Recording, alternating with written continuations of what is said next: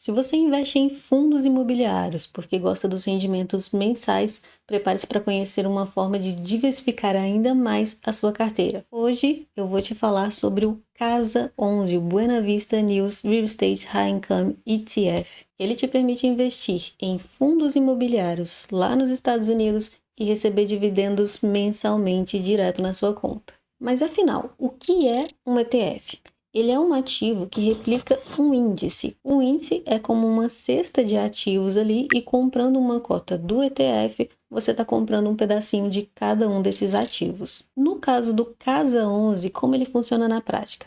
Existe um índice lá nos Estados Unidos que mede o desempenho do segmento imobiliário americano. Não é possível investir nesse índice, assim como não é possível investir no IFIX aqui no Brasil. Mas existe um ETF lá nos Estados Unidos que replica esse índice, ou seja, ele compra diretamente os ativos que estão dentro desse índice. O Casa 11, por sua vez, compra cotas desse ETF americano. Então, comprando uma cota do Casa 11, você está comprando cotas desse ETF americano que compra cotas de várias ações e rates lá dos Estados Unidos. O Casa 11 é de uma gestora chamada Buena Vista. Eles têm alguns outros ETFs que estão fazendo bastante sucesso aí. Tem o QQQI 11, que também paga rendimento mensal. Ele replica um índice lá dos Estados Unidos, que investe nas principais empresas de tecnologia.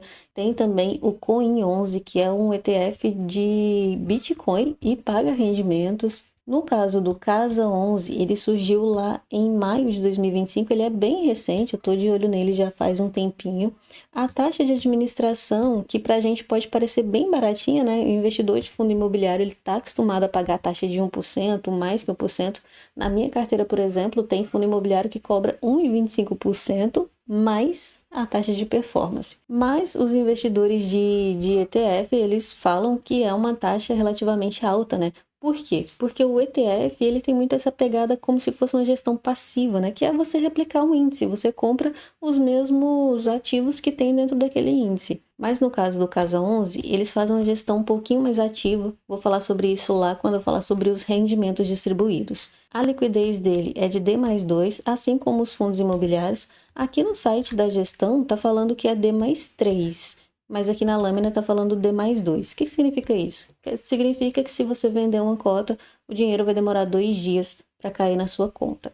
E se você vender uma cota, você tem que sim ou sim gerar uma DARF, tá? Tem um imposto aí de 15%, independente de uma cota, ou você vender 100 cotas ou vender 100 cotas, tem que pagar os 15%. No caso dos fundos imobiliários, é de 20%. Nós, investidores de fundos imobiliários, estamos acostumados a não pagar, né, o imposto de renda sobre os proventos. E aqui a gente tem 15% que já vem retido na fonte, então já cai líquido na conta. E qual é a composição da carteira desse índice, desses ETFs? O que você está levando quando você compra o Casa 11? Em relação a setores, a maior exposição deles é em torres de telecomunicações, que é um setor que a gente nem conhece aqui no Brasil em relação aos fundos imobiliários, né? Pelo menos eu não conheço nenhum fundo que tenha em seu portfólio torre de telecomunicação. Tem saúde, que a gente tem aqui no Brasil, mas é muito pouco explorado. Claro que tem os FIIs de hospital, mas a gente sabe os riscos que tem em se investir em um fundo imobiliário assim. E tem o TJKB, por exemplo, que investe em imóveis hospitalares, mas de baixa complexidade. Clínica de consulta, centro diagnóstico. Tem varejo, né, que a gente já está acostumado, indústria, residencial multifamily, que no Brasil tem, mas está engatinhando ainda, e data center, que ficou até relativamente famoso no Brasil, através do LZR, e alguns outros aqui que não são tão representativos.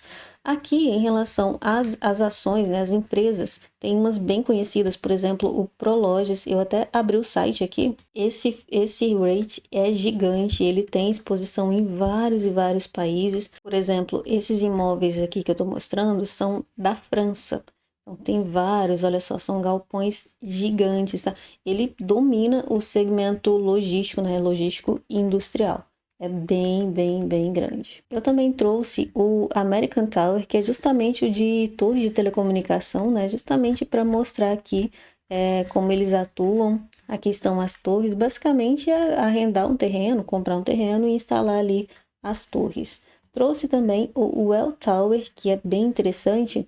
Ele está presente em 3 países, Estados Unidos, Reino Unido e Canadá, e é aquele que eu falei sobre saúde. No caso do Well Tower, eles estão voltados para a infraestrutura da saúde e muito focado em alojamentos para idosos, são os senior living. Aqui a gente pode ver algumas imagens, também tem clínicas, hospitais, eles oferecem todos esses serviços aí, mais focado na terceira idade. É um setor muito promissor lá nos Estados Unidos, já estão explorando isso há muito tempo e aqui no Brasil ninguém está olhando para essa direção. E sobre os dividendos do Casa 11. Ele já fez 3 distribuições, né? Como eu falei, ele é bem recente. Então, o primeiro foi de 98 centavos, o segundo 95 e o terceiro 88.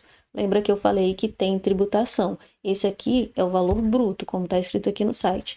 Isso aqui você tem que tirar 15%. Então, não vai cair 88 na sua conta, vai cair 74, 75 centavos. Se é muito ou pouco, depende muito da sua análise de risco, né? E do quanto você aceita ganhar. Eu acho que o risco aqui é diminuído, visto que é um índice que tem 65, 70 ativos dentro dele. Então, são muitas empresas, cada uma dessas empresas é gigante. Eu acabei de mostrar ali o Prologis, por exemplo, que está presente em vários países, mais de 1 milhão de metros quadrados. Se um desses rates, uma dessas ações tiver, por exemplo, vacância, a gente não vai nem ficar sabendo. Se tiver inadimplência, não acontece nada, né, praticamente na carteira. Então, isso aqui é questão de avaliação de risco e isso é muito pessoal. Mas falando em rendimentos, como é que um ETF consegue pagar rendimento mensalmente? Na verdade, eles são rendimentos sintéticos, eles fazem isso através de opções de compra. Imagina que o preço de mercado desse ETF é R$100. Eu vou dar exemplos aqui com números para ver se fica fácil de entender.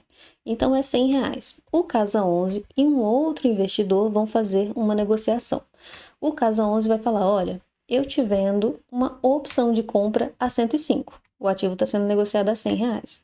E o investidor fala, então tá, daqui a 30 dias eu vou te falar se eu quero comprar ou não. Porém, ele já tem que pagar, então ele paga R$5, que é o spread, né? A diferença entre o valor de mercado e o valor que está sendo vendida a opção de compra. O Casa 11, quando chegar lá no final desses 30 dias, é obrigado a vender essa cota para esse investidor, se ele quiser comprar, porque o investidor não é obrigado a comprar, ele tem o direito de comprar, mas ele não é obrigado. E aí a gente tem 2 cenários.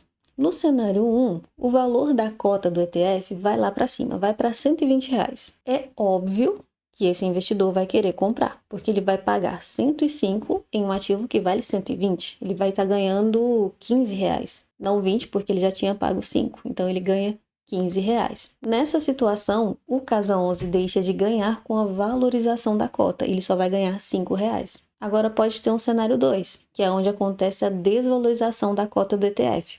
Quando acontece, por exemplo, imagina que foi para R$80. O investidor não vai querer comprar por 105, sendo que no mercado ela vale 80. Ele iria perder 25. Então não tem sentido para ele comprar. Nesse caso, o que acontece? O Casa 11 ganhou já os R$5 dele, tá na mão, e a cota ele só carrega, vai para o longo prazo. E esse spread, esses R$5, são justamente os rendimentos que são distribuídos aos cotistas. Além disso, esse ETF americano, a cada 3 meses, paga rendimentos também aos seus cotistas. E como o Casa 11 é um cotista desse ETF, ele recebe esses rendimentos e distribui também aqui no Brasil. Então é assim que esses rendimentos são gerados e distribuídos pelo Casa 11. Espero que tenha ficado fácil de entender. Hoje o Casa 11 está sendo negociado a R$ 97,12. Aqui no site da gestora a gente pode ver que o valor patrimonial é R$ 96,23, ou seja, ele está sendo negociado acima do VP. Desde o IPO até agora, o valor máximo da cotação foi de R$ 101,11 e o valor mínimo foi R$ 94,26. E vale a pena investir no Casa 11?